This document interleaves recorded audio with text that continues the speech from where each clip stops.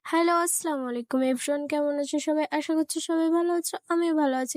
তো আমি লুঙ্গি স্টেশনে হয় সকালবেলা বা সন্ধ্যাবেলা গেছি, তোমরা ভিডিওতে দেখেছো, কিন্তু আজকে যাচ্ছিলাম রাতের বেলা 11টা 20, তখন আমি লুঙ্গি স্টেশনে যাচ্ছিলাম মানে এটা না যে ঘুরতে বা কারোর সাথে দেখা করতে, রাতের বেলা একদম না। আমি যাচ্ছিলাম হচ্ছে স্প্রাইট কিনতে। প্রথমে এই দোকানে গেলাম, পেলাম না, তারপরে একটা অন্য দোকানে গিয়ে ক্যাম্পা নিলাম। ক্যাম্পা নিয়ে দেখো জায়গাটা কিরকম নিরিবিলি শান্ত লাগছে। লোক আছে কিন্তু একদম অল্প লোক আছে, না থাকার মতন।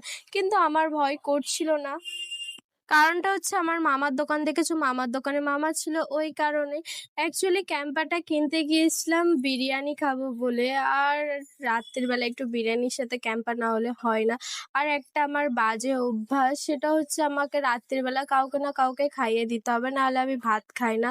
হয় মামি নয় মাসি নয় নানি আমাকে খাইয়ে দেয়, তবেই আমি ভাত খাই, নাহলে আমি খাই না। আর এই অভ্যাসটা অ্যাকচুয়ালি আমার পাপা করে দিয়ে গিয়েছিলেন, মানে আমার পাপা রাতের বেলা এসে ভাত খাওয়াতো, তবেই খেতাম।